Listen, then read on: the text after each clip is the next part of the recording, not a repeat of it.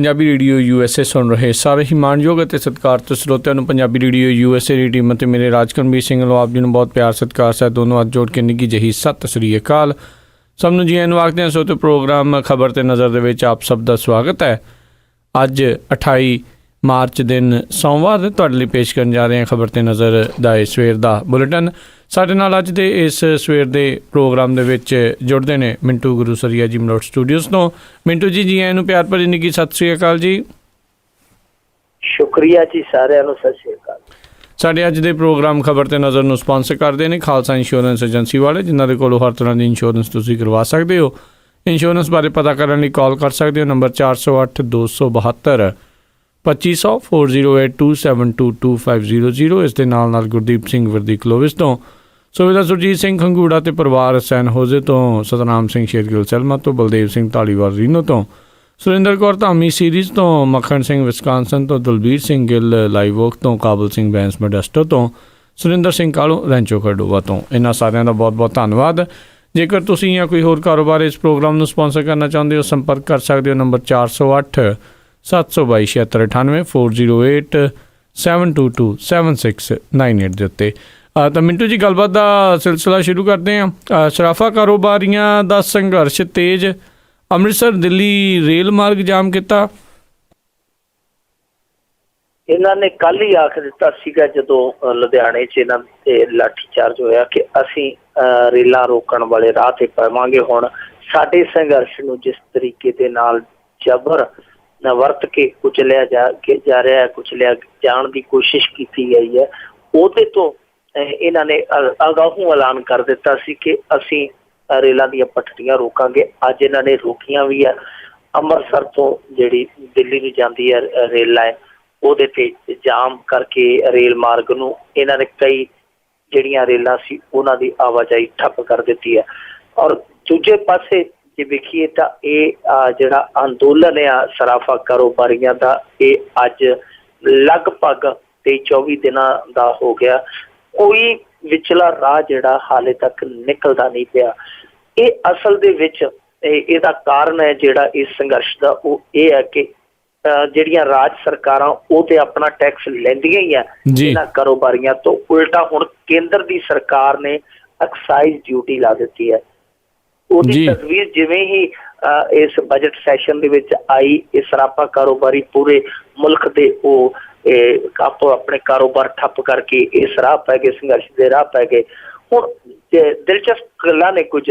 ਇੱਕ ਤੇ ਇਹ ਹੈ ਕਿ ਜਿਵੇਂ ਹੁਣ ਸਾਡੇ ਇੱਥੇ ਪੰਜਾਬ ਸਰਕਾਰ ਹੈ, ਉਹ 10 ਕਰੋੜ ਰੁਪਏ ਇੱਕ ਦਿਨ ਦਾ ਘਾਟਾ ਖਾ ਰਹੀ ਹੈ। ਇੱਕ ਦਿਨ ਦਾ ਵੈਟ ਟੈਕਸ ਹੈ ਜਿਹੜਾ ਸਰਾਫਾ ਕਾਰੋਬਾਰੀਆਂ ਦਾ, ਉਹ 10 ਕਰੋੜ ਦਾ ਬਣਦਾ। ਤੁਸੀਂ ਹਿਸਾਬ ਲਾ ਲਓ 2500 ਕਰੋੜ ਦੇ ਲਗਭਗ ਜਿਹੜਾ ਹੈ ਉਹ 250 ਕਰੋੜ ਦੇ ਲਗਭਗ ਮੈਨੂੰ ਲੱਗਦਾ ਜਿਹੜਾ ਕਿ ਉਹ ਨੁਕਸਾਨ ਹੋ ਗਿਆ। ਹੁਣ ਜੇ ਪੂਰੇ ਭਾਰਤ ਦੀ ਗੱਲ ਕਰੀਏ ਤੇ ਪਤਾ ਨਹੀਂ ਕਿੰਨੇ 100 ਕਰੋੜ ਰੁਪਏ ਜਿਹੜਾ ਉਹ ਫੂਕਿਆ ਗਿਆ ਇਸ ਸੰਘਰਸ਼ ਦੇ ਵਿੱਚ, ਜਿਹੜਾ ਸਰਕਾਰਾਂ ਨੂੰ ਘਾਟਾ ਪਿਆ। ਹੁਣ ਇਹ ਹਾਲੇ ਤੱਕ ਜਿਹੜਾ ਉਹ ਅੱਧ ਵਿਚਾਲੇ ਲਮਕਿਆ ਪਿਆ ਮਸਲਾ, ਕੋਈ ਰਾਹ ਨਿਕਲਦਾ ਨਜ਼ਰ ਨਹੀਂ ਆਉਂਦਾ। ਦੂਜੇ ਪਾਸੇ ਜਿਹੜੀ ਕੇਂਦਰ ਦੀ ਗੱਲ ਕਰੀਏ, ਉਹਦੀ ਜੇ ਐਕਸਾਈਜ਼ ਡਿਊਟੀ ਜੇ ਅਮਲ 'ਚ ਆ ਜਾਂਦੀ ਹੈ ਤਾਂ ਨੁਕਸਾਨ ਹੈ ਜਿਹੜਾ ਸਰਾਫਾ ਕਾਰੋਬਾਰੀਆਂ ਨੂੰ। ਉਹ ਇੱਕ ਤਾਂ ਰੇਟ ਹੈ ਜਿਹੜੇ ਹੁਣ ਜਿਵੇਂ ਝਟਕਾ ਜਿਹਾ ਹਿਸਾਬ ਲਾ ਲਈਏ 27-28 ਹਜ਼ਾਰ ਦੇ ਕਰੀਬ ਲਗਭਗ ਤੋਲਾ ਸੋਨਾ ਹੈ। ਜੇ ਉਹ ਐਕਸਾਈਜ਼ ਡਿਊਟੀ ਲੱਗਦੀ ਹੈ ਤੇ ਉਹ 33-34 ਹਜ਼ਾਰ ਤੇ ਚੱਲ ਜਾਵੇਗਾ। ਇੰਨੀ ਐਕਸਾਈਜ਼ ਡਿਊਟੀ ਭਾਰੀ ਲੱਗੇਗੀ ਇੱਕ ਤੋਲੇ ਤੇ। ਔਰ ਦੂਜਾ ਕਿ ਜਿਹੜਾ ਇੰਸਪੈਕਟਰੀ ਰਾਜ ਦਾ ਡੰਡਾ ਹੈ ਉਹ ਕਾਰੋਬਾਰੀਆਂ ਤੇ ਜਿਹੜਾ ਉਹ ਜ਼ਿਆਦਾ ਵਰੇਗਾ, ਕਿਉਂਕਿ ਹੁਣ ਤੇ ਅਜੇ ਰਾਜ ਸਰਕਾਰਾਂ ਨੂੰ ਇਹ ਥੋੜਾ ਬਹੁਤਾ ਝੱਲ ਲੈਂਦੇ ਆ। ਦੂਜੇ ਪਾਸੇ ਇਹ ਜਿਹੜਾ ਇਹ ਕੇਂਦਰ ਆਪਣੇ ਤਹਿਤ ਜਿਵੇਂ ਉਹਨਾਂ ਦਾ ਇਨਕਮ ਟੈਕਸ ਵਿਭਾਗ ਆ, ਉਹਦੇ ਮੁਤਹਿਦ ਇਹ ਚੀਜ਼ਾਂ ਲਿਆਉਣੀਆਂ ਚਾਹੁੰਦੀ ਹੈ, ਜਿਹਦਾ ਇਹ ਵਿਰੋਧ ਕਰਦੇ ਆ ਸਰਾਫਾ ਕਾਰੋਬਾਰੀ ਕਿ ਸਾਨੂੰ ਆਜ਼ਾਦੀ ਨਾਲ ਕੰਮ ਕਰਨ ਦਿਓ, ਸਾਡੇ ਤੇ ਇੰਸਪੈਕਟਰੀ ਰਾਜ ਜਿਹੜਾ ਆ ਉਹਦਾ ਡੰਡਾ ਨਾ ਚਲਾਓ। ਦਿਲਚਸਪ ਇੱਕ ਗੱਲ ਹੋ ਰਿਹਾ ਕਿ 2014 ਦੇ ਵਿੱਚ 2012 ਦੇ ਵਿੱਚ ਜਦੋਂ UPA ਸਰਕਾਰ ਸੀ ਮਨਮੋਹਨ ਸਿੰਘ ਦੀ, ਉਹਨਾਂ ਨੇ ਵੀ ਇਹੋ ਤਜਵੀਜ਼ ਲਿਆਂਦੀ ਸੀ ਤੇ ਕਮਾਲ ਦੀ ਗੱਲ ਆ ਉਦੋਂ ਭਾਜਪਾ ਨੇ ਵਿਰੋਧ ਕੀਤਾ ਸੀ, ਬੜਾ ਐਜੀਟੇਸ਼ਨ ਕੀਤਾ ਸੀ, ਬਹੁਤ ਥਾਵਾਂ ਤੇ ਪ੍ਰਦਰਸ਼ਨ ਹੋਏ ਸਨ। ਤਾਂ ਉਹਦੇ ਤੋਂ ਬਾਅਦ ਉਹ ਫੈਸਲਾ ਜਿਹੜਾ ਰੋਲ ਬੈਕ ਹੋਇਆ ਸੀਗਾ ਉਹ ਵਾਪਸ ਲੈਣਾ ਪਿਆ ਸੀ। ਪਰ ਜਿਵੇਂ ਕੇਂਦਰ 'ਚ ਆਈ ਭਾਜਪਾ ਜਿਹੜੀ ਉਦੋਂ ਵਿਰੋਧ ਕਰਦੀ ਸੀ, ਉਹਨੇ ਚੁੱਕ ਕੇ ਉਹੀ ਤਜਵੀਜ਼ ਜਿਹੜੀ ਲਾਗੂ ਕਰ ਦਿੱਤੀ, ਹੁਣ ਕਰ ਵੀ ਦਿੱਤੀ ਹੈ ਤੇ ਜੇਤਲੀ ਸਾਹਿਬ ਇਹ ਕਹਿੰਦੇ ਕਿ ਹੁਣ ਇਹ ਪਿਛਾ ਨਹੀਂ ਹੋਏਗੀ। ਜੀ ਜੀ ਬਿਲਕੁਲ। ਅਤੇ ਅਗਲੀ ਜਿਹੜੀ ਆਪਾਂ ਗੱਲ ਕਰਦੇ ਹਾਂ ਵੀ ਵਸੀਮ ਅਕਰਮ ਦੇ ਉੱਤੇ ਚੱਲਦੇ ਪ੍ਰੋਗਰਾਮ ਦੇ ਵਿੱਚ ਸਟੂਡੀਓ ਤੇ ਵਿੱਚ ਹੀ ਹਮਲਾ ਹੋ ਗਿਆ। ਇਹ ਬਹੁਤ ਸ਼ਰਮਨਾਕ ਕਰਤੂਤ ਹੈ ਜੀ, ਔਰ ਉਸ ਮੁਲਕ ਲਈ ਤੇ ਸਭ ਤੋਂ ਜ਼ਿਆਦਾ ਸ਼ਰਮਨਾਕ ਆ ਜਿਹੜਾ ਅਤਿਥੀ ਦੇਵੋ ਭਵ ਦਾ ਨਾਅਰਾ ਲਾਉਂਦਾ ਨਹੀਂ ਥੱਕਦਾ ਜੀ। ਕਿ ਇਸ ਤਰੀਕੇ ਦੇ ਨਾਲ ਵਸੀਮ ਅਕਰਮ ਤੇ ਹਮਲਾ ਹੋ ਜਾਣਾ ਬਹੁਤ ਸ਼ਰਮਨਾਕ ਹੈ ਦੇਸ਼ ਲਈ। ਔਰ ਹੋਇਆ ਵੀ ਕਦੋਂ, ਜਦੋਂ ਲਾਈਵ ਡਿਬੇਟ ਚੱਲਦਾ ਪਿਆ ਸੀ ਉਹਨਾਂ ਦਾ, ਕਿਉਂਕਿ ਕੱਲ ਮੈਚ ਸੀਗਾ, ਬੜਾ ਵੱਡਾ ਮੈਚ ਸੀਗਾ, ਪੂਰਾ ਮੁਲਕ ਜਾਗਦਾ ਪਿਆ ਸੀਗਾ। ਤਾਂ ਜਦੋਂ ਮੈਚ ਖਤਮ ਹੋਇਆ ਭਾਰਤ ਆਸਟ੍ਰੇਲੀਆ ਦਾ, ਭਾਰਤ ਨੇ ਇੱਕ ਬੜੀ ਵੱਡੀ ਜਿੱਤ ਅਰਜਿਤ ਕੀਤੀ। ਉਸ ਤੋਂ ਬਾਅਦ ਵਸੀਮ ਅਕਰਮ ਲਾਈਵ ਉੱਥੇ ਪ੍ਰਤੀਕਿਰਿਆ ਦੇ ਰਿਹਾ ਸੀਗਾ ਆਜ ਤੱਕ ਚੈਨਲ ਤੇ। ਤਾਂ ਨੋਇਡਾ ਸਟੂਡੀਓ ਦੇ ਵਿੱਚ ਕੁਝ ਬੰਦੇ ਚੱਲਦੇ ਪ੍ਰੋਗਰਾਮ 'ਚ ਵੜ ਗਏ ਆ। ਦੇਖੋ ਕਮਾਲ ਦੀ ਗੱਲ, ਚੱਲਦੇ ਪ੍ਰੋਗਰਾਮਾਂ 'ਚ ਉਹਨਾਂ ਨੇ ਜਾ ਕੇ ਕੈਮਰੇ ਵੀ ਉਖਾੜ ਕੁੱਤੇ ਤੇ ਉਹਨੂੰ ਇੱਥੋਂ ਨਿਕਲ ਜਾਣ ਲਈ ਜਿਹੜਾ ਆ ਉਹ ਫਰਮਾਨ ਵੀ ਸੁਣਾ ਦਿੱਤਾ। ਇਹ ਹੱਦ ਹੋ ਗਈ ਫਿਰਕੂਪੁਣੇ ਦੀ ਕਿ ਦੇਖੋ ਜੇਕਰ ਤੁਸੀਂ ਆਪਦੇ ਮਨਾਂ ਦਾ ਜ਼ਹਿਰ ਨਹੀਂ ਕੱਢਣਾ ਤਾਂ ਉਹਨਾਂ ਨੂੰ ਵੀਜ਼ਾ ਨਾ ਦਿਓ। ਦੂਜੀ ਗੱਲ, ਜੇ ਉਹ ਆਏ ਆ, ਤੁਸੀਂ ਮੁਲਕ 'ਚ ਉਹਨਾਂ ਨੂੰ ਵੀਜ਼ਾ ਦਿੱਤਾ, ਉਹਨਾਂ ਨੂੰ ਵੀਜ਼ਾ ਪ੍ਰੋਵਾਈਡ ਕੀਤਾ, ਤਾਂ ਫਿਰ ਤੁਸੀਂ ਇਹੋ ਜਿਹੀ ਹਰਕਤ ਕਰਦੇ ਹੋ ਤਾਂ ਫਿਰ ਤੁਹਾਡੇ ਵਰਗੇ ਗਰੀਬ ਬੰਦੇ ਹੀ ਨਹੀਂ ਹੈਗੇ ਕੋਈ। ਔਰ ਉਹ ਵੀ ਚੱਲਦੇ ਪ੍ਰੋਗਰਾਮ 'ਚ ਜਿੱਥੇ ਤੁਹਾਡਾ ਸਾਰਾ ਮੁਲਕ ਤੁਹਾਨੂੰ ਦੇਖ ਰਿਹਾ ਕਿ ਤੁਸੀਂ ਕਿਹੋ ਜਿਹੀ ਹਰਕਤ ਕਰਨ ਡਏ ਹੋ। ਔਰ ਜਿਹੜਾ ਮੀਡੀਆ ਜੀ ਉਹ ਹੋਲੀ ਵਾਲੇ ਦਿਨ ਤੇ ਗੁਣਗਾਨ ਕਰਦਾ ਪਿਆ ਸੀ ਕਿ ਪਾਕਿਸਤਾਨ ਦੇ ਹਿੰਦੂਆਂ ਨੂੰ ਤੋਹਫਾ ਦਿੱਤਾ ਉੱਥੋਂ ਦੀ ਸਰਕਾਰ ਨੇ ਕਿ ਉਹਨਾਂ ਨੇ ਹੋਲੀ ਤੇ ਛੁੱਟੀ ਕਰ ਦਿੱਤੀ ਤੇ ਖੂਬ ਮੁਸਲਮਾਨ ਭਾਈਚਾਰੇ ਨੇ ਉਹਨਾਂ ਦੇ ਨਾਲ ਰਲ ਕੇ ਹੋਲੀ ਖੇਡੀ ਹੈ। ਤੇ ਉਹੀ ਮੀਡੀਆ ਇਸ ਘਟਨਾ ਤੇ ਲੈ ਕੇ ਜਿਹੜਾ ਮੌਨ ਭਗਤੀ ਤੇ ਚਲਾ ਗਿਆ, ਕੋਈ ਬੋਲਿਆ ਹੀ ਨਹੀਂ। ਜਦ ਕਿ ਹੋਣਾ ਚਾਹੀਦਾ ਸੀ, ਇਸ ਘਟਨਾ ਦਾ ਵਿਰੋਧ ਕਰਨਾ ਚਾਹੀਦਾ ਸੀ।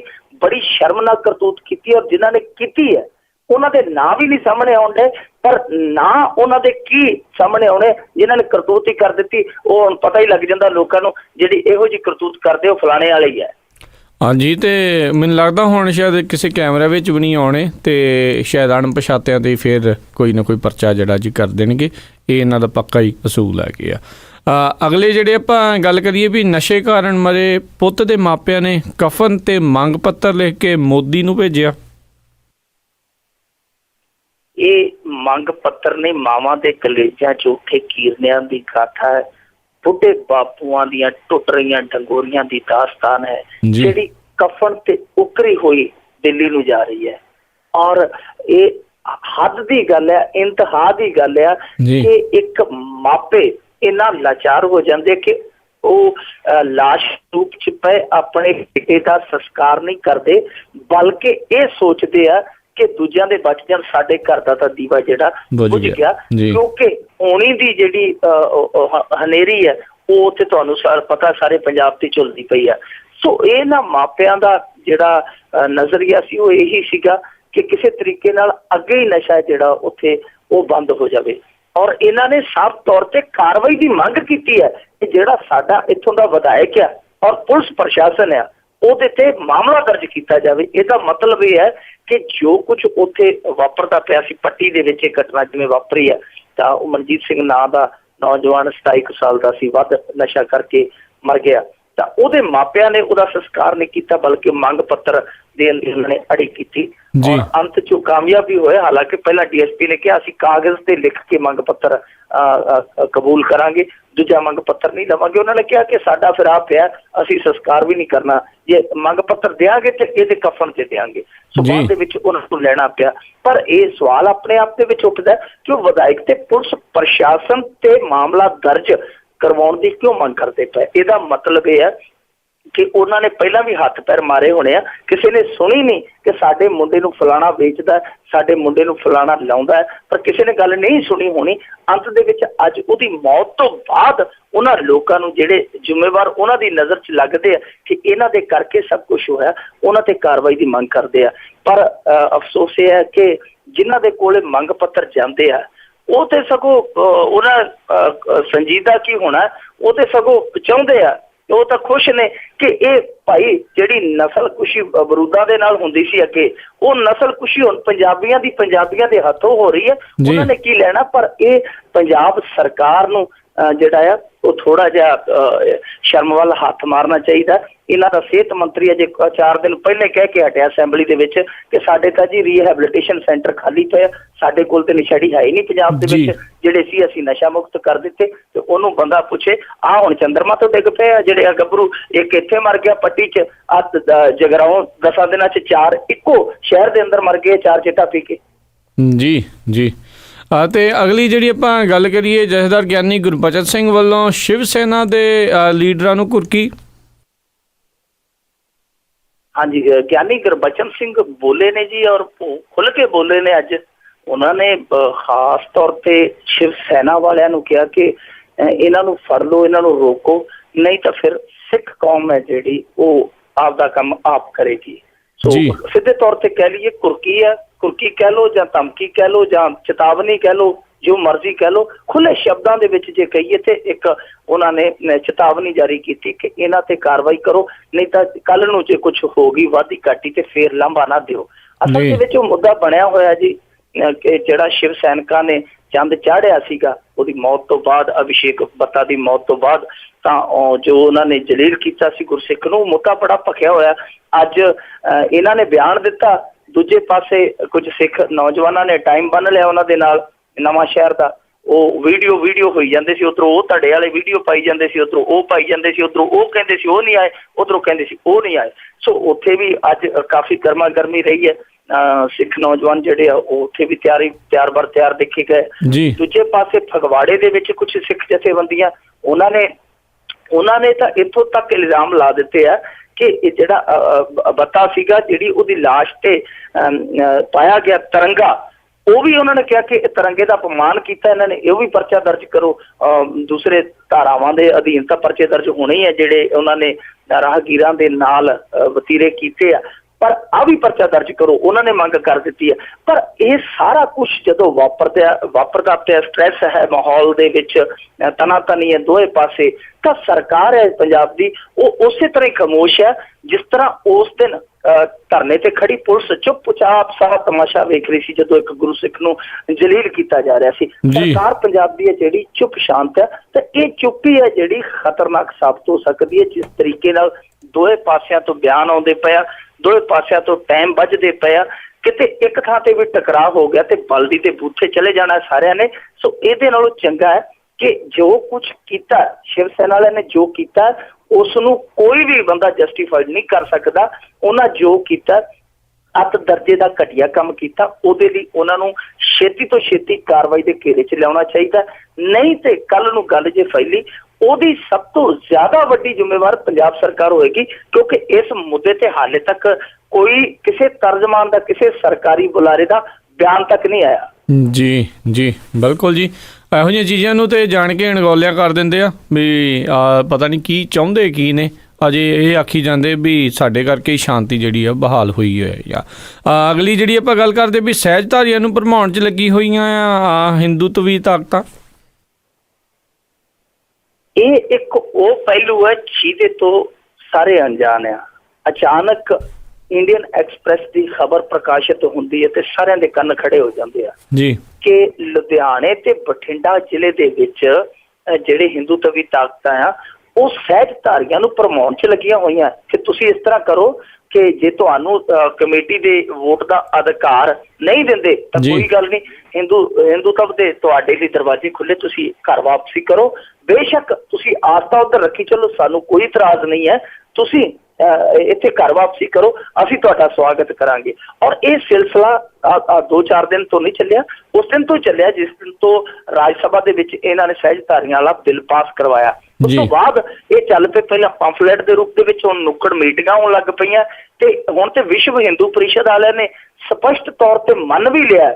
ਉਹ ਕਹਿੰਦੇ ਜੀ ਅਸੀਂ ਆਉਣ ਵਾਲੇ ਦਿਨਾਂ 'ਚ ਸਮਾਗਮ ਰੱਖਾਂਗੇ ਕਿਉਂਕਿ ਸਹਿਜਧਾਰੀ ਸਦਮੇ 'ਚ ਆ, ਇਸ ਕਰਕੇ ਅਸੀਂ ਉਹਨਾਂ ਨੂੰ ਸਹਾਰਾ ਦੇਵਾਂਗੇ। ਪਰ ਉਹਨਾਂ ਨੂੰ ਸਹਾਰਾ ਜਿਹੜਾ ਕਿਸ ਤਰੀਕੇ ਦਾ ਦੇਣਾ ਉਹ ਸਾਰਿਆਂ ਨੂੰ ਪਤਾ।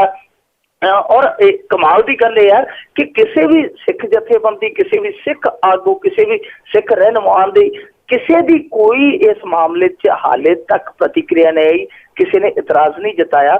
ਔਰ ਇਹ ਐਸਾ ਕੰਮ ਜਿਹੜਾ ਹੈ ਉਹ ਪਿਛਲੀ ਵਾਰ ਅੰਮ੍ਰਿਤਸਰ ਦੇ ਵਿੱਚ ਵੀ ਇਹ ਕਰ ਗਏ ਸੀਗੇ, ਤਰਨਤਾਰਨ ਦੇ ਵਿੱਚ ਵੀ ਕਰ ਗਏ ਸੀ, ਉਦੋਂ ਵੀ ਕੋਈ ਸਖਤ ਇਹਨਾਂ ਤੇ ਟਿੱਪਣੀ ਨਹੀਂ ਹੋਈ, ਕੋਈ ਸਖਤ ਇਹਨਾਂ ਤੇ ਇਤਰਾਜ਼ ਨਹੀਂ ਹੋਇਆ।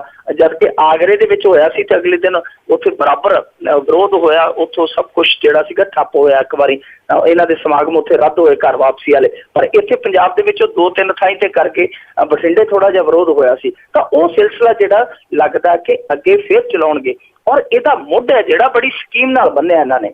ਅਸਲ ਦੇ ਵਿੱਚ ਕੀ ਹੋਇਆ ਜੀ, ਜਦੋਂ ਉੱਥੇ ਗਏ ਆ ਰਾਜ ਸਭਾ ਦੇ ਵਿੱਚ, ਇਹਨਾਂ ਨੇ ਭਾਜਪਾ ਵਾਲਿਆਂ ਨੂੰ ਪ੍ਰੈਸ਼ਰਾਈਜ਼ ਕੀਤਾ ਅਕਾਲੀਆਂ ਨੇ ਕਿ ਬਿੱਲ ਪਾਸ ਕਰਵਾਉਣਾ ਹੀ ਕਰਵਾਉਣਾ। ਔਰ ਉਹਨਾਂ ਦੀ ਸੋਚ ਉਸ ਸਮੇਂ ਇਹ ਸੀਗੀ ਕਿ ਜਿਹੜੀ ਇਹ ਬਿੱਲ ਦੀ ਸਾਰੇ ਹੈ ਕਾਰਗੁਜ਼ਾਰੀ, ਇਹ ਪੂਰੀ ਨਹੀਂ ਹੋ ਸਕੇਗੀ, ਨੇਪਰੇ ਨਹੀਂ ਚੜ ਸਕੇਗੀ, ਕਿਉਂਕਿ ਕਾਂਗਰਸ ਨੇ ਠਿੱਬੀ ਲਾ ਦੇਣੀ ਹੈ। ਉਹਨਾਂ ਨੇ ਇਹ ਸੋਚਿਆ ਸੀ। ਪਰ ਇੱਧਰੋਂ ਬਾਦਲ ਸਾਹਿਬ ਬੜੇ ਜਗਾੜੀ ਆ, ਇਹਨਾਂ ਨੇ ਕਾਂਗਰਸ, ਅੰਨਾ ਡੀਐਮਕੇ ਜਿਹੜੀਆਂ ਦੱਖਣੀ ਪਾਰਟੀਆਂ ਜਾਂ ਜਿਹੜੀਆਂ ਹੋਰ ਉੱਥੇ ਧਿਰਾਂ ਨੇ ਨਾਲ ਵਿਰੋਧੀ ਧਿਰ ਦੇ ਵਿੱਚ, ਉਹਨਾਂ ਨੂੰ ਇਹਨਾਂ ਨੇ ਕਨਵਿੰਸ ਕਰ ਲਿਆ, ਉਹਨਾਂ ਨੂੰ ਮਨਾ ਲਿਆ ਕਿ ਨਹੀਂ ਜੀ ਇਹ ਸਾਡੇ ਸਿੱਖਾਂ ਲਈ ਬਿੱਲ ਬਹੁਤ ਜ਼ਰੂਰੀ ਹੈ। ਉਹਨਾਂ ਨੇ ਚੁੱਪ ਚਪੀਤੇ ਜਿਹੜਾ ਰਾਜ ਸਭਾ ਚੋਂ ਕੱਢ ਦਿੱਤਾ। ਹੁਣ ਭਾਜਪਾ ਨੂੰ ਜਿਹੜੀ ਗੱਲ ਉਹ ਪੁੱਠੀ ਪੈ ਗਈ ਕਿ ਲੋਕ ਸਭਾ ਦੇ ਵਿੱਚ ਤੇ ਉਹ ਹੈ ਹੀ ਬਹੁਮਤ ਦੇ ਵਿੱਚ ਹੈ, ਇਹਨਾਂ ਨੂੰ ਰਾਜ ਸਭਾ ਦੇ ਵਿੱਚ ਸੀ ਕਿ ਅਸੀਂ ਘੱਟ ਗਿਣਤੀ 'ਚ ਹੈ, ਉੱਥੇ ਇਹ ਬਿੱਲ ਜਿਹੜਾ ਪਾਸ ਹੀ ਨਹੀਂ ਹੋਣਾ, ਨਾਲੇ ਅਸੀਂ ਇਹਨਾਂ ਦੀ ਗੱਲ ਪਕਾ ਦਿਆਂਗੇ, ਨਾਲੇ ਬਿੱਲ ਜਿਹੜਾ ਲਟਕਾ ਦਿਆਂਗੇ। ਪਰ ਜਦੋਂ ਹੁਣ ਵੇਖ ਲਿਆ ਕਿ ਬਿੱਲ ਤੇ ਜਿਹੜਾ ਹੈ ਇਹ ਤੋੜ ਚੜ ਜਾਣਾ, ਤਾਂ ਫਿਰ ਉਹ ਦੂਜੇ ਪਾਸੇ ਨੂੰ ਉਤਰਿਆ। ਹੁਣ ਅੱਗੇ ਦੁਬਿਧਾਵਾਂ ਦਾ ਸ਼ਿਕਾਰ ਹੈ ਜਿਹੜੀ ਕੌਮ, ਉਹ ਇੱਕ ਹੋਰ ਦੁਬਿਧਾ ਖੜੀ ਕਰਕੇ ਉਹਦਾ ਸ਼ਿਕਾਰ ਕਰਨਾ ਚਾਹੁੰਦੇ ਆ। ਜੀ ਜੀ। ਤੇ ਅਗਲੀ ਆਪਾਂ ਗੱਲ ਕਰਦੇ ਵੀ ਪੰਜਾਬ ਦੇ ਬੇਰੁਜ਼ਗਾਰਾਂ ਦੇ ਨਾਲ ਰੱਜ ਕੇ ਮਜ਼ਾਕ, 150 ਰੁਪਏ ਮਾਣ ਭੱਤਾ ਮਿਲ ਰਿਹਾ।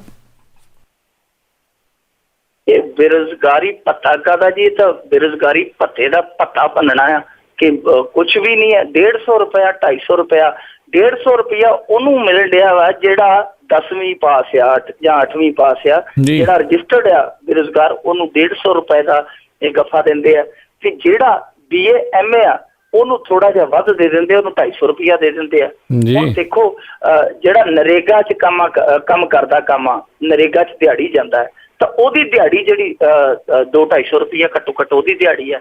ਤਾਂ ਉਹਦੇ ਨਾਲੋਂ ਚੰਗਾ ਤੇ ਫਿਰ ਇਹੀ ਹੈ ਕਿ ਉਹ ਉੱਥੇ ਰੁਜ਼ਗਾਰ ਦਫ਼ਤਰ 'ਚ ਜਾ ਕੇ ਬਾਬੂਆਂ ਨੂੰ ਕੋਈ ਲੱਸੀ ਪਾਣੀ ਲਾ ਕੇ ਨਾਂ ਲਿਖਾਏਗਾ, ਉਹਦੇ ਨਾਲ ਚੰਗਾ ਨਰੇਗਾ 'ਚ ਨਾਂ ਲਿਖਾ ਕੇ ਤੇ ਆਪਣੀ ਕੋਈ 200-250 ਰੁਪਇਆ ਦਿਹਾੜੀ ਤੇ ਘੱਟੋ ਘੱਟ ਲਵੇ, ਉੱਥੇ 200-250 ਰੁਪਇਆ ਮਹੀਨੇ ਦਾ ਦੇਣ ਡਿਆ।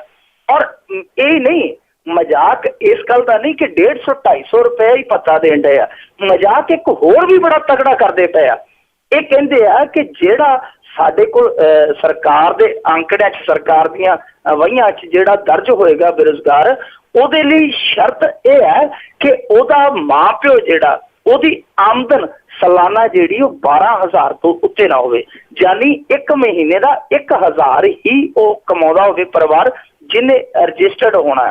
ਹੁਣ ਇਹ ਕਮਾਲ ਦੀ ਗੱਲ ਹੈ ਕਿ ਪੰਜਾਬ ਦੇ ਵਿੱਚ ਇਸ ਤਰ੍ਹਾਂ ਦਾ ਕਿਹੜਾ ਪਰਿਵਾਰ ਲੱਭੋਗੇ ਜਿਹੜਾ ਮਹੀਨੇ ਦਾ 1000 ਰੁਪਇਆ ਇਹਨਾਂ ਨੂੰ ਕਮਾਉਂਦਾ ਹੋਵੇ? ਮੈਨੂੰ ਲੱਗਦਾ ਨਹੀਂ, ਕਿਉਂਕਿ ਇੱਥੇ ਤੇ ਅਸੀਂ ਵਿਹਨੇ ਆ, ਜੰਡ ਦੇ ਥੱਲੇ 4 ਇੱਟਾਂ ਰੱਖੀਆਂ ਹੁੰਦੀਆਂ, ਉੱਥੇ ਵੀ ਲੋਕ ਰੁਪਈਆ ਸੁੱਟਦੇ, ਮਹੀਨੇ ਦਾ 2-3 ਹਜ਼ਾਰ ਚੜਾ ਜਾਂਦੇ ਆ। ਤਾਂ ਪਰਿਵਾਰ ਤਾਂ ਇੱਥੇ ਜਿਹੜਾ 1000 ਤੋਂ ਥੱਲੇ ਵਾਲਾ ਕੋਈ ਨਹੀਂ ਹੋਣਾ, ਪਰ ਉਹਨਾਂ ਨੇ ਜਿਹੜੀ ਕੰਡੀਸ਼ਨ ਆ ਉਹ 1000 ਰੁਪਏ ਵਾਲੀ ਰੱਖੀ ਆ। ਸੋ ਕੁੱਲ ਮਿਲਾ ਕੇ ਜੇ ਵੇਖੀਏ, ਬੇਰੁਜ਼ਗਾਰੀ ਜਿਹੜੀ ਆ ਉਹ ਬਹੁਤ ਜ਼ਿਆਦਾ ਵੱਧਦੀ ਪਈ ਆ। ਦੱਸਦੇ ਜਿਹੜੇ ਗੈਰ ਸਰਕਾਰੀ ਅੰਕੜੇ ਕੋਈ 40 ਲੱਖ ਤੋਂ ਵੀ ਉੱਤੇ ਆ, 40 ਤੋਂ 60 ਦੇ ਉੱਤੇ ਆ। ਸਰਕਾਰੀ ਅੰਕੜੇ ਜਿਹੜੇ 25 ਲੱਖ ਮੰਨਦੇ ਆ। ਚਲੋ ਜਿੰਨੀ ਵੀ ਆ, ਤਾਂ ਅੰਕੜੇ ਸਰਕਾਰ ਦੀਆਂ ਵਹੀਆਂ ਖਾਤਿਆਂ 'ਚ ਕਿਉਂ ਘਟਦੇ ਪਏ? ਇਸੇ ਕਰਕੇ ਘਟਦੇ ਪਏ ਕਿਉਂਕਿ 100-150 ਰੁਪਇਆ ਮਹੀਨੇ ਦਾ ਮਿਲਣਾ ਹੈ, ਔਰ ਲੈਣ ਗਿਆ ਦਾ ਵੀ ਜਿਹੜਾ 100-200 ਰੁਪਇਆ ਖਰਚ ਹੋ ਜਾਣਾ। ਫਿਰ ਉਹਦੇ ਨਾਲੋਂ ਚੰਗਾ ਕੀ ਹੈ ਕਿ ਇਹੀ ਹੈ ਕਿ ਚੁੱਪ ਕਰਕੇ ਬਹਿ ਜਾਓ, ਨੌਕਰੀ ਮਿਲਣੀ ਨਹੀਂ, ਸਰਕਾਰੀ ਭੱਤੇ ਜਿਹੜੇ ਵਧਣੇ ਨਹੀਂ। ਇਸ ਕਰਕੇ ਉਹ ਆਸ ਹੀ ਛੱਡਦੇ ਪਏ ਆ, ਨਾ ਨੌਕਰੀ ਦੀ ਨਾ ਇਹ ਬੇਰੁਜ਼ਗਾਰੀ ਭੱਤੇ ਦੀ। ਬਸ ਇਹ ਭੱਤਾ ਜਿਹੜਾ ਉਹ ਸਟੰਟ ਬਣਾਇਆ ਹੋਇਆ। ਹੁਣ ਤੁਸੀਂ ਦੇਖੋ ਕਿ ਇੱਕ ਬਜ਼ੁਰਗ ਦੀ ਜਿਹੜੀ ਪੈਨਸ਼ਨ ਉਹ 250 ਤੋਂ ਵਧਾ ਕੇ 500 ਕਰ ਦਿੱਤੀ ਹੈ। ਬਜ਼ੁਰਗ ਦੇ ਮੁਕਾਬਲੇ ਜਿਹੜਾ ਨੌਜਵਾਨ ਬੇਰੁਜ਼ਗਾਰ ਹੈਗਾ, ਉਹਦੀਆਂ ਤਾਂ ਬਹੁਤ ਜ਼ਿਆਦਾ ਲੋੜਾਂ ਵੱਧ ਹੁੰਦੀਆਂ। ਜੀ। ਅਤੇ ਆਓ ਅਗਲੀ ਜਿਹੜੀ ਆਪਾਂ ਜੇ ਗੱਲ ਕਰੀਏ ਵੀ ਪਾਕਿਸਤਾਨ ਦੀ ਜਿਹੜੀ ਟੀਮ ਆ ਉਹ ਪੰਜਾਬ ਪੁਲਿਸ ਤੇ ਸ਼ੱਕ ਮੰਗੇ ਬੈਂਕ ਖਾਤੇ। ਹਾਂਜੀ ਬਿਲਕੁਲ, ਪਾਕਿਸਤਾਨ ਦੀ ਜਾਂਚ ਟੀਮ ਨੇ ਜਿਹੜੀ ਉਹ ਸਪੈਸ਼ਲ ਟੀਮ ਆਈ ਹੈ ਉਹ ਭਾਰਤ ਦੇ ਵਿੱਚ ਪ੍ਰਵੇਸ਼ ਕਰ ਚੁੱਕੀ ਆ। ਕੱਲ ਨੂੰ ਉਹਨਾਂ ਨੇ ਆਪ ਦੀ ਜਿਹੜੀ ਕਾਰਵਾਈ ਸ਼ੁਰੂ ਕਰ ਦੇਣੀ, ਪਰ ਸ਼ੁਰੂਆਤੀ ਦੌਰ ਦੇ ਵਿੱਚ ਹੀ ਜਿਹੜੀ ਸੂਈ ਆ ਉਹ ਪੰਜਾਬ ਪੁਲਿਸ ਤੇ ਅਟਕ ਗਈ ਆ। ਉਹਨਾਂ ਨੇ ਪੰਜਾਬ ਪੁਲਿਸ ਦੇ ਕੁਝ ਕਰਮਚਾਰੀਆਂ ਦੇ ਕੁਝ ਅਫਸਰਾਂ ਦੇ ਬੈਂਕ ਖਾਤੇ ਮੰਗ ਲਏ ਆ ਕਿ ਇਹਨਾਂ ਦੀ ਡਿਟੇਲ ਦਿਓ। ਵਿੱਚ ਸਲਵਿੰਦਰ ਸਿੰਘ ਹੈ ਜਿਹੜਾ ਉਹ ਸਾਰਿਆਂ ਤੋਂ ਮੁਖੀ ਹੈ। ਹੁਣ ਸਲਵਿੰਦਰ ਸਿੰਘ ਫਿਰ ਜਿਹੜਾ ਘਿਰਦਾ ਹੈ। ਔਰ ਇਹ ਕਮਾਲ ਦੀ ਗੱਲ ਹੈ ਕਿ ਪਹਿਲਾਂ NIA ਨੇ ਸਲਵਿੰਦਰ ਸਿੰਘ ਨੂੰ ਉਸੇ ਦਿਨ ਹੀ ਸੱਦ ਲਿਆ, ਉਹਦੇ ਰਸੋਈਏ ਨੂੰ ਵੀ ਸੱਦ ਲਿਆ, ਆਪ ਇਨਵੈਸਟੀਗੇਸ਼ਨ ਲਈ ਸੱਦ ਲਿਆ ਤੇ ਕਹਿੰਦੇ ਜੀ ਪਾਕਿਸਤਾਨ ਦੀ ਜਾਂਚ ਟੀਮ ਕੋਲ ਅਸੀਂ ਇਹਨੂੰ ਨਹੀਂ ਦੇਵਾਂਗੇ, ਅਸੀਂ ਸਲਵਿੰਦਰ ਸਿੰਘ ਤੋਂ ਜਾਂਚ ਨਹੀਂ ਕਰਵਾਵਾਂਗੇ। ਬਾਅਦ ਦੇ ਵਿੱਚ ਹੁਣ ਪਤਾ ਨਹੀਂ ਇਹਨਾਂ ਦਾ ਕੀ ਫੈਸਲਾ ਹੋਇਆ, ਪਰ ਪਹਿਲੇ ਦਿਨ ਸਲਵਿੰਦਰ ਸਿੰਘ ਨੂੰ ਉੱਥੇ ਜਾਂਚ ਲਈ ਆਪ ਸੱਦ ਲਿਆ, ਕਹਿੰਦੇ ਪਾਕਿਸਤਾਨ ਦੇ ਸਾਹਮਣੇ ਪੇਸ਼ ਨਹੀਂ ਕਰਾਂਗੇ। ਉਹ ਪਤਾ ਨਹੀਂ ਕੀ ਮਾਜਰਾ ਸੀਗਾ, ਪਰ ਹੁਣ ਜਿਵੇਂ ਸਲਵਿੰਦਰ ਸਿੰਘ ਦੀ ਜੇ ਡਿਟੇਲ ਨਿਕਲ ਆਈ ਗੱਲ ਫੇਰ ਉੱਥੇ ਦੀ ਉੱਥੇ ਚੱਲ ਜਾਣੀ ਹੈ, ਕਹਾਣੀ ਉੱਥੇ ਦੀ ਉੱਥੇ ਹੈ। ਹੁਣ ਡਿਟੇਲ ਇਹਨਾਂ ਨੂੰ ਦੇਣੀ ਪਵੇਗੀ। ਪਰ ਜੇ ਦੇਖੀਏ ਓਵਰਆਲ ਸਾਰਾ ਇਸ ਘਟਨਾਕ੍ਰਮ ਨੂੰ ਕਿ ਇਹ ਪਾਕਿਸਤਾਨ ਦੀ ਜਿਹੜੀ ਟੀਮ ਸੀਗੀ ਇੱਧਰ ਆਉਣ ਦਾ ਕੋਈ ਤੁਕ ਹੀ ਨਹੀਂ ਸੀ ਬਣਦਾ, ਕਿਉਂਕਿ ਏਡੇ ਵੱਡੇ ਵੱਡੇ ਹਮਲੇ ਹੋਏ ਆ, ਉਦੋਂ ਨਹੀਂ ਆਏ, ਉਦੋਂ ਨਹੀਂ ਕੁਛ ਹੋਇਆ। ਕਿਉਂਕਿ ਵੇਖੋ ਉਹਨਾਂ ਨੇ ਆਪਣੇ ਹਿਸਾਬ ਦੇ ਨਾਲ ਕਰਨਾ ਹੈ। ਉੱਥੇ ਬਹੁਤ ਵੱਡੇ ਵੱਡੇ ਬੰਦੇ ਆ ਜਿਹੜੇ ਉਹਨਾਂ ਨੇ ਹਿਰਾਸਤ 'ਚ ਲਏ, ਹਾਫਿਜ਼ ਸਈਦ ਵਰਗੇ ਜਿਹੜੇ ਸੀਗੇ ਉਹ ਦੇਖੋ ਕਿਹੜੇ ਮਾਹੌਲ ਦੇ ਵਿੱਚ ਉੱਥੇ ਵਿਚਰਦੇ, ਉਹਨਾਂ ਨੂੰ ਕੋਈ ਪਰਵਾਹ ਹੀ ਨਹੀਂ, ਅੰਦਰ ਹੋਣ ਚਾਹੇ ਬਾਹਰ ਹੋਣ ਆਪਦਾ ਕੰਮ ਕਰੀ ਜਾਂਦੇ, ਕਿਉਂਕਿ ਉਹਨਾਂ ਦਾ ਢਾਂਚਾ ਹੀ ਜਿਹੜਾ ਇਹੋ ਜਿਹਾ ਬਣਿਆ ਪਿਆ। ਪਰ ਪਤਾ ਨਹੀਂ ਕਿਹੜਾ ਇਹ ਪੱਖ ਰੱਖ ਕੇ, ਕਿਹੜਾ ਮੁੱਖ ਪੱਖ ਰੱਖ ਕੇ ਇਹਨਾਂ ਨੇ ਜਾਂਚ ਦੀ ਆਗਿਆ ਦਿੱਤੀ ਹੈ। ਤੇ ਜੇ ਆਗਿਆ ਦਿੱਤੀ ਹੈ ਤੇ ਫਿਰ ਤੁਸੀਂ ਉਹਨਾਂ ਨੂੰ ਖੁੱਲ੍ਹ ਦਿਓ, ਚਾਹੇ ਸਲਵਿੰਦਰ ਹੈ, ਚਾਹੇ ਬਲਵਿੰਦਰ ਹੈ, ਚਾਹੇ ਕੁਲਵਿੰਦਰ ਹੈ, ਜਿੱਥੋਂ ਪੁੱਛ-ਗਿੱਛ ਕਰਨੀ ਚਾਹੁੰਦੇ ਉਹਨਾਂ ਨੂੰ ਕਹਿਣ ਕਰ ਲੈਣ। ਕਦੇ ਆਖ ਦਿੰਦੇ ਅਸੀਂ ਬੇਸ ਸਟੇਸ਼ਨ ਦੇ ਅੰਦਰ ਨਹੀਂ ਜਾਣ ਦੇਣਾ, ਕਦੇ ਆਖ ਦਿੰਦੇ ਫਲਾਣੇ ਦੀ ਅਸੀਂ ਪੁੱਛ-ਗਿੱਛ ਨਹੀਂ ਹੋਣ ਦੇਣੀ। ਸੋ ਇਹ ਤਾਂ ਕਰਕੇ ਨਾਟਕ ਜਿਹਾ ਲੱਗਦਾ, ਔਰ ਨਾਟਕ ਜਿਹਾ ਇਹ ਲੱਗਦਾ ਇਸ ਕਰਕੇ ਹੈ ਕਿਉਂਕਿ ਪਿੱਛੇ ਜੇ ਇੱਕ ਮੈਗਜ਼ੀਨ ਨੇ ਦਾਅਵਾ ਕੀਤਾ ਸੀਗਾ ਕਿ ਜਿਹੜਾ ਇਹ ਹਮਲਾ ਹੋਇਆ ਉਸ ਹਮਲੇ ਦਾ ਅਸਲ ਕਾਰਨ ਕੁਝ ਹੋਰ ਹੀ ਹੈ। ਉਸ ਹਮਲੇ ਦਾ ਕਾਰਨ ਇਹ ਹੈ ਕਿ ਇਹ ਅਫਗਾਨ ਪਾਇਲਟਾਂ ਨੂੰ ਇੱਥੇ ਟ੍ਰੇਨਿੰਗ ਦੇ ਰਹੇ ਸੀਗੇ, ਜਿਹਦੇ ਤੋਂ ਖਿਜੇ ਉਹਨਾਂ ਦੇ ਲੜਾਕਿਆਂ ਨੇ ਆ ਕੇ ਇੱਥੇ ਹਮਲਾ ਕੀਤਾ। ਸੋ ਇਹ ਡਰਾਮਾ ਜਿਹੜਾ ਕਿਤੇ ਨਾ ਕਿਤੇ ਉਸ ਚੀਜ਼ ਦੇ ਵੱਲ ਇਸ਼ਾਰਾ ਕਰਦਾ ਕਿ ਕਿਤੇ ਉਹ ਖਰਚੇ ਸਹੀ ਤਾਂ ਨਹੀਂ ਜੋ ਇਹ ਜਿਹੜੇ ਦੋਨੇ ਦੇਸ਼ ਹੁਣ ਰਲ ਕੇ ਕੂਟਨੀਤੀ ਨਾਲ ਉਹ ਸਾਰੀ ਚੀਜ਼ ਨੂੰ, ਉਸ ਸਾਰੀ ਇਨਵੈਸਟੀਗੇਸ਼ਨ ਨੂੰ ਸੰਭਾਲ ਰਹੇ ਆ। ਜੀ ਜੀ ਬਿਲਕੁਲ ਜੀ, ਦਾਲ 'ਚ ਕੁਛ ਤੇ ਕਾਲਾ ਹੈਗਾ ਆ। ਅਗਲੀ ਜਿਹੜੀ ਆਪਾਂ ਗੱਲ ਕਰੀਏ, ਸੁਖਬੀਰ ਬਾਦਲ ਨੂੰ 2 ਅਪ੍ਰੈਲ ਲਈ ਅਦਾਲਤ ਵਿੱਚ ਹਾਜ਼ਰ ਹੋਣ ਦੇ ਆਦੇਸ਼। ਜੀ ਇਹਨਾਂ ਨੂੰ 2 ਅਪ੍ਰੈਲ ਨੂੰ ਹੁਣ ਹਾਜ਼ਰ ਹੋਣਾ ਪਵੇਗਾ ਫਰੀਦਕੋਟ ਅਦਾਲਤ ਦੇ ਵਿੱਚ, ਕਿਉਂਕਿ ਪਹਿਲਾਂ ਨਿੱਜੀ ਤੌਰ ਤੇ ਇਹਨਾਂ ਨੂੰ ਪੇਸ਼ੀ ਤੋਂ ਛੂਟ ਮਿਲੀ ਹੋਈ ਸੀ, ਪਰ ਹੁਣ ਸਰਦਾਰ ਸੁਖਬੀਰ ਸਿੰਘ ਬਾਦਲ ਨੂੰ 2 ਅਪ੍ਰੈਲ ਨੂੰ ਜਿਹੜਾ ਉੱਥੇ ਹਾਜ਼ਰ ਰਹਿਣਾ ਪਏਗਾ। ਉਹਦਾ ਕਾਰਨ ਇਹ ਹੈ ਕਿ ਉਹ ਜਿਹੜਾ ਮੁਕੱਦਮਾ ਸੀ ਉਹਦੀ ਜ਼ਿਰਾ ਜਿਹੜੀ ਉਹ ਪੂਰੀ ਹੋ ਚੁੱਕੀ ਹੈ, ਬਹਿਸ ਜਿਹੜੀ ਮੁਕੰਮਲ ਹੋ ਚੁੱਕੀ ਹੈ। ਹੁਣ ਫੈਸਲਾ ਆਉਣਾ, ਔਰ ਫੈਸਲੇ ਵਾਲੇ ਦਿਨ ਜਿਹੜਾ ਮਕਦੂਲ ਆ ਜਾਂ ਜਿਹੜਾ ਦੋਸ਼ੀ ਹੈ ਜਾਂ ਜਿਹੜਾ ਮੁਦਈ ਹੈ ਉਹਨਾਂ ਸਾਰਿਆਂ ਦਾ ਉੱਥੇ ਹਾਜ਼ਰ ਹੋਣਾ ਬਣਦਾ। ਤਾਂ ਇਹਨਾਂ ਤੇ ਦੋਸ਼ ਨੇ, ਇਹਨਾਂ ਤੇ ਦੋਸ਼ ਆਇਦ ਹੋਏ ਨੇ ਸਰਦਾਰ ਸੁਖਬੀਰ ਸਿੰਘ ਬਾਦਲ ਹੋਰਾਂ ਤੇ। ਇਹਨਾਂ ਤੇ ਕੇਸ ਹੈ ਕਿ 1999 ਦੇ ਵਿੱਚ ਜਦੋਂ ਲੋਕ ਸਭਾ ਚੋਣਾਂ ਸੀ ਤਾਂ ਕੋਟਕਪੂਰੇ ਦੇ ਇੱਕ ਪੱਤਰਕਾਰ ਦੇ ਨਾਲ ਇਹਨਾਂ ਨੇ ਕੁੱਟਮਾਰ ਕੀਤੀ ਹੈ, ਉਹਦਾ ਕੈਮਰਾ ਤੋੜਿਆ। ਉਹਦਾ ਨਾਂ ਸੀ ਨਰੇਸ਼ ਸਹਿਗਲ ਸ਼ਾਇਦ, ਤਾਂ ਉਹ ਨਰੇਸ਼ ਸਹਿਗਲ ਨੇ ਕੇਸ ਕੀਤਾ ਹੋਇਆ। ਨਰੇਸ਼ ਸਹਿਗਲ ਦੇ ਨਾਲ ਬਾਅਦ ਦੇ ਵਿੱਚ ਬਹੁਤ ਕੁਝ ਹੋਇਆ, ਉਹ ਅੱਡ ਕਹਾਣੀ ਹੈ। ਗੁਰਦਾਸਪੁਰ ਦੇ ਵਿੱਚ ਉਹਦੇ ਜੇਲ੍ਹ ਦੇ ਵਿੱਚ ਹਮਲਾ ਹੋਇਆ, ਉਹਦੇ ਤੇ ਬੜੇ ਕੇਸ ਵੀ ਦਰਜ ਹੋਏ, ਉਹ ਵੀ ਬੜਾ ਮੁਕੱਦਮੇਬਾਜ਼ ਤਗੜਾ ਸੀਗਾ, ਉਹਨੇ ਵੀ ਬੜੀਆਂ ਸ਼ਿਕਾਇਤਾਂ ਕੀਤੀਆਂ। ਤਾਂ ਉਹ ਸਾਰੀਆਂ ਸ਼ਿਕਾਇਤਾਂ ਜਿਹੜੀਆਂ ਅਦਾਲਤ ਨੇ ਹਾਈਕੋਰਟ ਪਾਈਆਂ ਸੀ ਉਹ ਰੱਦ ਕਰਕੇ ਇਸ ਕੇਸ ਦਾ ਜਿਹੜਾ 1999 ਨੂੰ ਦਰਜ ਹੋਇਆ ਸੀ ਇਹਦਾ ਹੁਣ ਫੈਸਲਾ ਰੱਖ ਦਿੱਤਾ 2 ਅਪ੍ਰੈਲ ਨੂੰ। ਤਾਂ 2 ਅਪ੍ਰੈਲ ਨੂੰ ਸਰਦਾਰ ਸੁਖਬੀਰ ਸਿੰਘ ਬਾਦਲ ਦਾ ਫੈਸਲਾ ਆਏਗਾ। ਦੇਖੋ ਜਿਹੜਾ ਇਨਸਾਫ ਦਾ ਤਰਾਜੂ ਕਿੱਧਰ ਤੁਲਦਾ ਹੈ, ਪਰ ਹਵਾ ਜਿਸ ਤਰ੍ਹਾਂ ਦੀ ਵਗਦੀ ਹੈ ਉਹ ਤੋਂ ਲੱਗਦਾ ਹੈ ਕਿ ਜਿਹੜਾ ਇਨਸਾਫ ਦਾ ਤਰਾਜੂ ਜਿੱਧਰ ਉਹਨੇ ਝੁਕਣਾ ਸੀ ਉਹ ਝੁਕ ਗਿਆ। ਜੀ ਬਿਲਕੁਲ ਜੀ, ਕੋਈ ਇਸ ਦੇ ਵਿੱਚ ਹੈਰਾਨੀ ਵੀ ਨਹੀਂ ਹੋਊਗੀ। ਅਤੇ ਜਾਂਦੇ ਜਾਂਦੇ ਜੇ ਆਪਾਂ ਗੱਲ ਕਰੀਏ ਵੀ ਮਨੁੱਖੀ ਅਧਿਕਾਰ ਸੰਗਠਨ ਸਖਣਾ ਸ਼ਿਕਾਇਤਾਂ ਦੇ ਅੰਬਾਰ ਲੱਗੇ। ਇਹ ਵੇਖੋ ਜੀ ਹੁਣ ਸਾਡੇ ਪੰਜਾਬ ਦੇ ਵਿੱਚ ਮਾਹੌਲ ਕਿਸ ਤਰ੍ਹਾਂ ਦਾ ਕਿ ਇੱਥੇ ਜੇ ਕੋਈ ਦੁਖੀ ਹੁੰਦਾ ਤਾਂ ਉਹ ਭੱਜ ਕੇ ਪੁਲਿਸ ਕੋਲ ਜਾਂਦਾ, ਪੁਲਿਸ ਵਾਲੇ ਅੱਗੋਂ 4 ਧੱਫੇ ਮਾਰ ਕੱਢਦੇ ਆ ਤੇ ਉਹ ਭੱਜ ਕੇ ਜਿਹੜਾ ਘਰੇ ਜਾਂਦਾ। ਘਰੋਂ ਵੀ ਕੋਈ ਉਹਦਾ ਆਂਢ ਗੁਆਂਢ ਸ਼ਰੀਕ ਹੈ ਜਿਹੜਾ ਉਹ ਵੀ 4 ਡਾਂਗਾ ਮਾਰ ਘੱਟਦਾ ਤੇ ਅੰਤ 'ਚ ਉਹਦੇ ਕੋਲ ਇੱਕ ਹੀ ਮੰਚ, ਇੱਕ ਹੀ ਜਗ੍ਹਾ ਬਚਦੀ ਹੈ, ਉਹ ਹੈ ਮਨੁੱਖੀ ਅਧਿਕਾਰ ਕਮਿਸ਼ਨ। ਚਲੋ ਭਾਈ ਸਾਡੇ ਕੋਈ ਮਨੁੱਖਾਂ ਕਿਤੇ ਭੁੱਲੇ ਚੁੱਕਿਆਂ ਦੇ ਕੋਈ ਅਧਿਕਾਰ ਵੀ ਹੋਣਗੇ, ਚਲੋ ਜਾ ਕੇ ਕੋਸ਼ਿਸ਼ ਕਰ ਲਈਏ ਸ਼ਾਇਦ ਉਹ ਅਧਿਕਾਰਾਂ ਦੀ ਰਾਖੀ ਮਿਲ ਜਾਵੇ। ਤਾਂ ਉਹ ਚੰਡੀਗੜ੍ਹ ਨੂੰ ਰੁੱਖ ਕਰ ਲੈਂਦਾ, ਕੋਈ ਫੈਕਸ ਕਰਕੇ, ਕੋਈ ਉੱਥੇ ਮੁਲਾਕਾਤ ਕਰਕੇ। ਤੇ ਇਹ ਵੈਸੇ ਕਮਾਲ ਦੀ ਗੱਲ ਆ ਕਿ ਸਭ ਤੋਂ ਜ਼ਿਆਦੀਆਂ ਸ਼ਿਕਾਇਤਾਂ 1997 ਤੋਂ ਜਦੋਂ ਦਾ ਗਠਨ ਹੋਇਆ ਮਨੁੱਖੀ ਅਧਿਕਾਰ ਕਮਿਸ਼ਨ ਦਾ, ਉਹ ਜ਼ਿਆਦਾ 52-53% ਕੱਲੀਆਂ ਪੁਲਿਸ ਦੀਆਂ ਗਈਆਂ। ਤਾਂ ਉਹ ਇੱਕ ਸਹਾਰਾ ਸੀ ਮਨੁੱਖੀ ਅਧਿਕਾਰ ਕਮਿਸ਼ਨ ਦਾ, ਜਾਨੀ ਇੱਕ ਡਰ ਸੀ। ਵੈਸੇ ਉਹ ਹੈ ਕੋਈ ਵਿੱਚੋਂ ਹੈ ਸਾਰਾ ਉਹ ਚਿੱਟਾ ਹਾਥੀ ਸੀਗਾ, ਥੋੜੇ ਸਮੇਂ ਤੋਂ ਤਾਂ ਚਿੱਟਾ ਹਾਥੀ ਤੋਂ ਵੀ ਗਿਆ ਗੁਜਰਾ, ਭੂਰਾ ਹਾਥੀ ਕਹਿ ਲਓ, ਤਾਂ ਹੈ ਨਹੀਂ ਸੀ, ਪਰ ਇੱਕ ਡਰ ਜ਼ਰੂਰ ਸੀ ਉਸ ਕਮਿਸ਼ਨ ਦਾ। ਤਾਂ ਹੁਣ ਕੀ ਹੋਇਆ ਕਿ ਇਹਨਾਂ ਦੇ ਜਿਹੜੇ 5 ਮੈਂਬਰ ਹੁੰਦੇ ਆ ਉਹ ਵੀ ਆਪਣੇ ਅਹੁਦਿਆਂ ਤੋਂ ਜਿਹੜੇ ਆ ਸੇਵਾ ਮੁਕਤ ਹੋ ਗਏ। ਜਿਹੜਾ ਚੇਅਰਮੈਨ ਆ ਉਹ ਵੀ ਰਿਟਾਇਰ ਹੋ ਗਿਆ 20 ਮਾਰਚ ਨੂੰ, ਜਾਨੀ ਉੱਥੇ ਕੋਈ ਵੀ ਨਹੀਂ ਰਹਿ ਗਿਆ ਜਿਹਨੇ ਨਿਪਟਾਰਾ ਕਰਨਾ। ਜਾਨੀ ਜਿਹੜਾ ਮਨੁੱਖੀ ਅਧਿਕਾਰ ਕਮਿਸ਼ਨ ਹੈ ਉਹ ਆਪਣੇ ਅਧਿਕਾਰਾਂ ਨੂੰ ਰੋਂਦਾ ਪਿਆ, ਮਨੁੱਖਾਂ ਦੇ ਅਧਿਕਾਰਾਂ ਨੂੰ ਇੱਥੇ ਕਿਹਨੇ ਪੁੱਛਣਾ। ਜੀ ਬਿਲਕੁਲ। ਤੇ ਬਹੁਤ ਬਹੁਤ ਤੁਹਾਡਾ ਧੰਨਵਾਦ ਕਰਦੇ ਹਾਂ ਮਿੰਟੂ ਜੀ, ਤੁਸੀਂ ਸਾਡੇ ਨਾਲ ਜੁੜੇ, ਇਹਨਾਂ ਖਬਰਾਂ ਬਾਰੇ ਸਾਨੂੰ ਜਾਣਕਾਰੀ ਦਿੱਤੀ। ਅਗਲੇ ਮਿੰਟ ਤੱਕ ਲਈ ਤੁਹਾਡਾ ਬਹੁਤ ਬਹੁਤ ਧੰਨਵਾਦ, ਮਿਹਰਬਾਨੀ, ਸਤਿ ਸ਼੍ਰੀ ਅਕਾਲ। ਸਤਿ ਸ਼੍ਰੀ ਅਕਾਲ।